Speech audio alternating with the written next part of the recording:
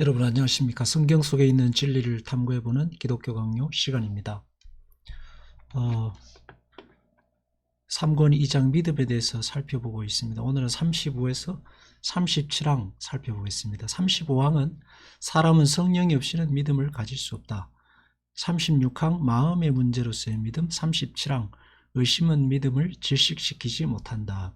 이 35항, 36장, 37항까지를 이렇게 한데 묶어서 다른 말로 하면은 믿음은 성령께서 우리에게 허락하신 것이고, 또 믿음은 성령의 것이기 때문에 성령께서 우리에게 그 믿음을 다시 일으키고 그 믿음을 통해서 우리를 신자로서 끝까지 살아내게 하신다 라는 내용을 담고 있는 것입니다. 이렇게 믿음이 성령의 역사임을 강조하는 강조에는 여러 가지가 있겠지만은 행위 구원을 경계하기 위함입니다. 행위 구원, 다른 말로 하면 인간의 노력과 힘으로 구원을 얻는다는 그런 중세시대의 그런 어떤 사상들에 대해서 반대하고, 믿음이 오로지 하나님의 선물이라는 것을 성경에 있는 진리 그대로를 강조하기 위해서 이렇게 말씀하고 있는 것입니다. 믿음이 행위로 인해서 얻을 수 있는 것이 되면은 믿음은 사람이 만든 것이 되고, 또 사람이 만들었다는 것은 그 믿음의 가치가 결국은 인간이 좌지우지 할 수 있는 것이 되어버리는 겁니다. 그래서 하나님께서 하나님의 뜻에 따라 하나님의 백성을 부르는 것이 아니라, 한 인간이 만든 사람을 하나님께 내밀 때에 하나님은 그냥 도장만 찍고 그대로 받아들이는 그런 허수아비가 되게 되는 것입니다. 그래서 하나님은 그런 분이 아니시라, 하나님은 태초부터 새말까지 모든 것을 주관하시고 다스리시는 분으로서 참 하나님 되심을 이 믿음을 통해서도 우리에게 증거하고 있는 것입니다. 그는 사람이 자신의 믿음을 일으킨다는 것을 사람 자신이 믿음을 일으킨다는 것을 부인한다. 믿음은 하나님의 능력이 나타난 것이다 했습니다. 그래서 하나님의 능력이 나타난 것, 그래서 하나님께서 신자에게 주신 가장 큰 선물 중에 하나는 믿음입니다. 그 믿음은 인간의 지혜에 의존하는 것이 아니고 성령의 능력을 근거로 삼다 했습니다. 그 성경에 보면은 거듭남에 대해서, 성령 세례에 대해서 말하고 있는데, 우리가 성령을 받았느냐 안 받았느냐 할 때에 가장 큰 기준이 뭐냐 하면은 믿음입니다. 내가 예수 그리스도를 구주로 영접했느냐, 그것이 가장 큰, 예수 그리스도를 구주로 영접하고 입으로 고백하고 마음으로 믿고 하는, 그게 가장 큰 성령 받음의 증거이지, 뭐 방언이냐 은사냐 이런 것은 중요한 것이 아닙니다. 근데 한때 한국교회가 이 성령 받은 것, 거듭남의 문제를 방언이나 영적인 은사를 그 증거로 들이밀었는데, 그것은 성경에 있는 말씀을 제대로 읽고 해석한 그 내용이 아니다라는 것을 알 수 있게 됩니다. 자, 무엇이든 하나님의 말씀을 따라 살 수 있는 것은 오직 은혜일 뿐이다. 우리가 그 신자가 하나님의 말씀을 따라 살아갈 수 있는 것도 하나님의 은혜고 하나님의 선물입니다. 물론 우리가 열심을 내야 되지만은, 그러나 신앙의 열심이라는 것도 하나님께서 우리에게 열심을 낼 수 있는 환경을 만들어 주시고, 또 열심을 낼 수 있는 동기를 우리에게 부여해 주실 때에 되는 거지, 이렇게 보면은 아무리 열심을 내려고 해도 내지지 않는 경우가 많습니다. 주변에 살아가고 있는 우리 사람들의 모습을 보면 알 수 있잖아요. 저 사람은 저 상황에서는 신앙의 열심을 내야 되는데, 이렇게 지켜보면 신앙의 열심을 내지 않습니다.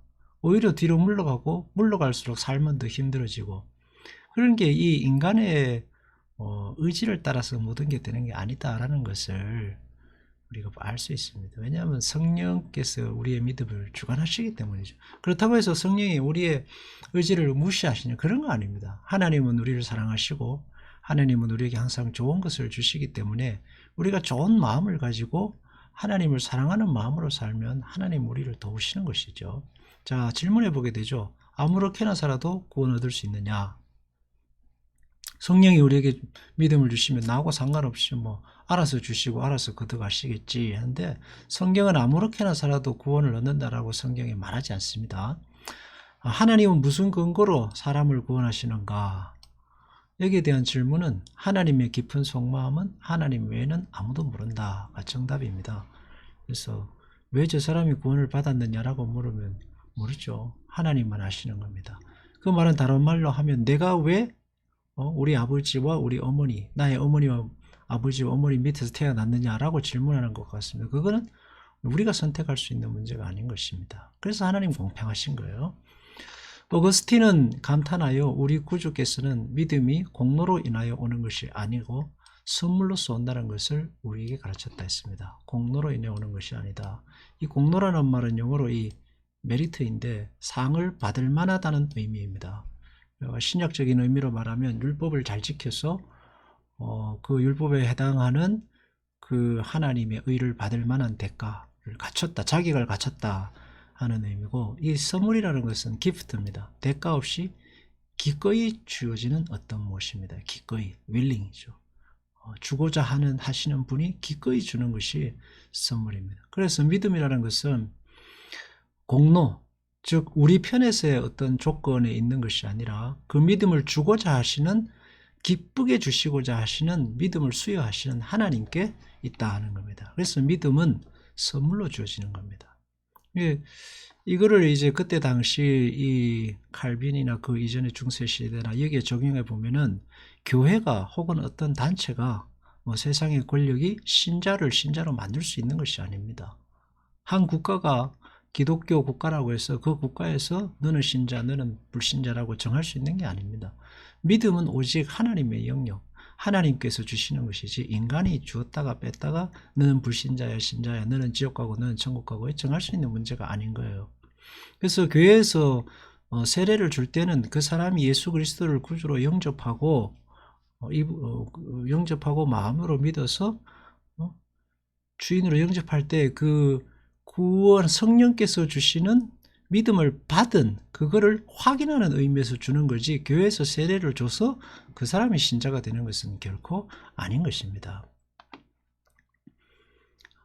베드로가 받은 그 천국 열쇠도 베드로가 열었다가 닫았다 할 수 있는 것이 아니고 하나님께서 베드로에게 그 베드로가 고백한 그 고백의 가치를 그에게 부여하신 것입니다. 무슨 이유로 한 사람에게는 주시고 다른 사람에게는 주시지 않는가? 나는 부끄러움 없이 이것이 십자가의 깊이다라고 말한다.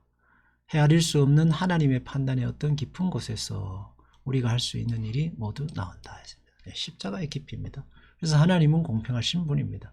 왜냐하면 인간의 조건에 따라서 믿음을 주시는 분이 아니기 때문입니다. 그래서 모든 것이 하나님으로부터 나오고 모든 것이 하나님께로 돌아가게 되어 있습니다. 인간은 다 사는 환경이 다릅니다. 어떤 사람은 부하게 태어나고 어떤 사람은 가난하게, 또 병들게, 어떤 사람은 또 이런저런 환경으로 인해서 자기가 정할 수 없는 조건들이 있습니다. 그래서 하나님께서는 이 자기 스스로도 불공평하게 태어나는 이 세상 속에서 그 믿음이라는 것을 그 사람이 태어난 환경이 아니라 하나님 편에서 하나님의 깊은 십자가의 그 깊이 속에서 하나님의 자의로 하나님의 뜻에 따라 주시기 때문에 믿음은 굉장히 공평한 것입니다. 36항 마음의 문제로서의 믿음. 이제 남은 일은 지성이 흡수한 것을 마음속에 부어 넣는 것이다 했습니다. 지성이라는 것은 우리가 이제 하나님의 말씀을 듣습니다. 지식적으로 듣죠. 그 지식이 믿음이 되어서 우리의 마음속에서 의지가 되고 고백이 되고 나의 삶을 바꾸는 어떤 그 원동력, 생명이 되는 데 말하는 겁니다. 그래서 말씀이 두뇌의 상층부에 머리에 있어서는 안 되고 마음의 깊은 뿌리에 내려야 되는데, 그렇게 하시는 게 뭐냐 하면 성령의 역사라는 것입니다. 그렇게 뿌리를 내리게 될 때 그것은 시험의 모든 전략을 막아낼 수 있는 난공불락의 방위선이 된다 해서. 근데 그거 어떻게 되느냐? 성령께서 하시는 일입니다. 영의 조명이 지성의 진정한 이해력을 준다면 마음의 확신을 주는 것 또한 성령의 능력임은 더욱 분명하다 했습니다. 기도해야 되는 이유가 뭐냐 하면 오직 성령의 역사로 그 지식이 마음속에 부어지기 때문에 우리가 기도해야 되는 겁니다. 하나님, 말씀이 머릿속에만 머물지 않고 심령에 내려가서 그것이 사람의 마음과 의지를 움직이고 가치관을 움직이는 그런 말씀이 될 수 있도록 기도해야 되는 거죠. 예배 시에도 기도해야 되고 자녀를 위해서도 그렇게 기도하고 기도하는 겁니다. 우리에게 기름을 부으신 이는 하나님이시니 저가 또한 우리에게 인치시고 보증으로 성령을 우리의 마음에 주셨느니라. 다른 기절에서 바울은 소망의 확신과 담대함에 대해서 말하고 성령의 보증이 그 확신의 기초라고 한다. 기름을 부으신 이가 하나님이십니다. 우리를 그리스도인으로 만드신 분이 하나님이십니다. 그리고 그 증거로서 우리에게 성령을 주셨습니다. 그 성령을 통해서 우리에게 소망과 확신과 담대함이 돼요. 하나님의 말씀이 이렇게 성경 속에 기록되어 있잖아요. 성경 속에 기록되어 있는 하나님의 말씀이 우리 안에 그 말씀이 믿어지고 그 말씀을 따라 살고 싶은 욕구, 그 말씀을 따라 살고 싶은 욕구, 하나님을 사랑하고 또 하나님 마음대로 뜻대로 살지 못하면 회개하고자 하는 그런 양심의 찔림, 이런 것들이 주어지는 그런 모든 것들이 성령의 역사하심이라는 거죠. 그런 성령의 역사하심과 보증이 없다면 어떻게 우리 마음속에 찔림과 회개와 믿음과 소망과 확신과 기쁨, 그리고 고난과 역경을 만났을 때 다시 하나님께로 나와 기도하고 하고자 하는 그런 의지들이 일어나겠느냐 하는 겁니다.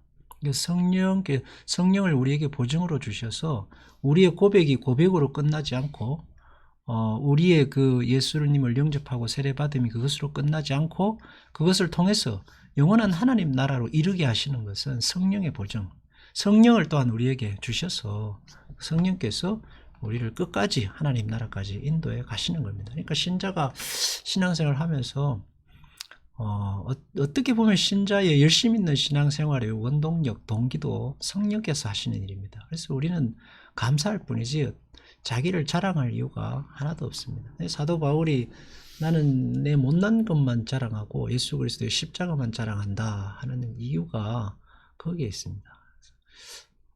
신앙이 그 자기 열심, 뭐랄까요, 육적인 열심과 초신자의 열심에 있을 때는 자기 열심에 불타 있죠. 그래서 왜 저 사람은 저렇게밖에 신앙생활을 못하나 라고 정죄하게 되고 그 이유를 그 사람의 열심 없음과 그 사람의 열정 없음과 그런 것에다가 이제 정죄를 합니다. 근데 시간이 좀 더 지나보면은 그런 열심 있는 신앙생활도 다 하나님의 은혜고 성령께서 우리에게 역사하신, 특별히 내게 베푸신 그런 선물이었다는 것을 고백하게 됩니다. 의심은 믿음을 질식시키지 못한다. 신앙생활 하다 보면 의심이 있습니다. 그러나 그 의심이 신앙을 죽이지는 못합니다. 믿음은 여러 가지 의심에 시달려 신자의 마음은 평안할 때가 거의 없으며 의심이 우리에게 일어나는 이유는 당연하죠. 첫 번째, 하나님은 보이지 않기 때문입니다. 두 번째, 예수 그리스도도 보이지 않고, 그리고 성경에 있는 많은 그 영적인 일들, 기적적인 사건들, 이게 과학과 논리로 증명되지 않는 게 너무나 많기 때문에 의심이 동반되는 것은 당연한 것입니다. 그래서 마음이 평안하지 않죠. 의심이 일어나면 우리 안에 항상 갈등이 있으니까요. 눈에 보이는 것을 쫓아가야 되는데 우리 안에 있는 믿음은 반대편으로 가라고 하니까 이 모든 사람들이 택하는 눈에 보이는 것에서 반대편으로 간다는 것은 이게 쉬운 일이 아니거든요.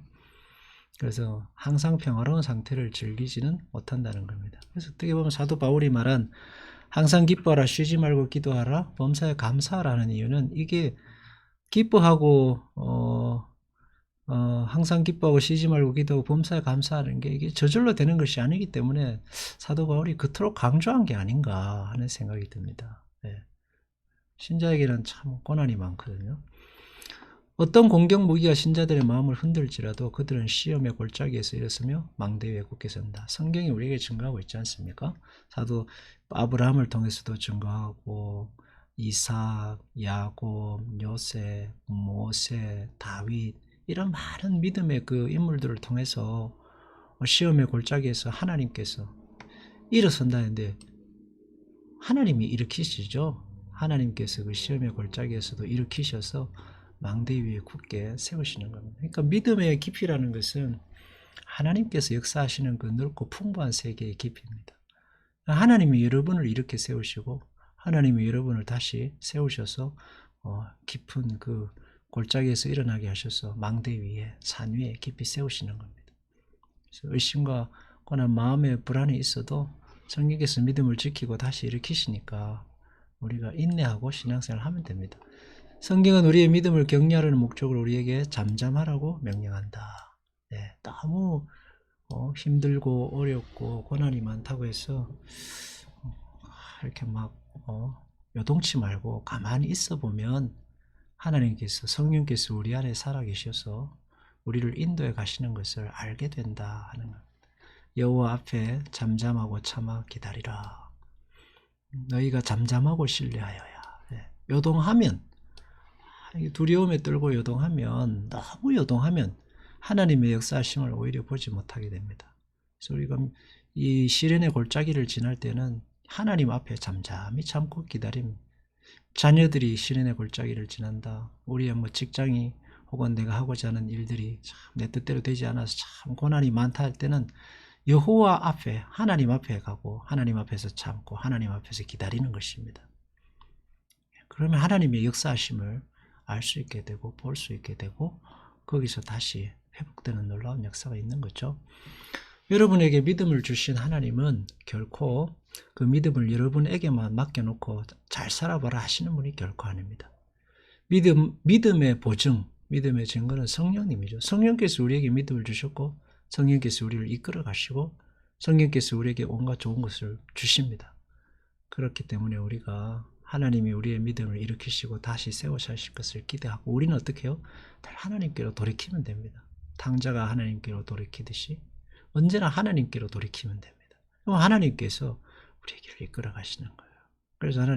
그래서 보면은 하나님께서 이스라엘 백성들에게도 안식일을 허락하시고 제사를 허락하시고 우리에게도 예배를 허락하시는 겁니다. 하나님께 돌이키는 것입니다. 자, 믿음은 성령께서 주셨습니다.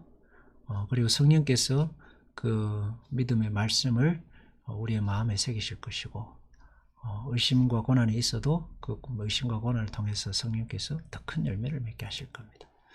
기도하겠습니다. 하나님 아버지, 성령을 통하여 우리에게 믿음 주셔서 감사합니다. 우리는 믿음이 있기 때문에 이 세상 눈에 보이는 것에 좌절하지 않고 절망하지 않습니다. 그 믿음을 통해서 성령께서 우리를 다시 세우실 것입니다.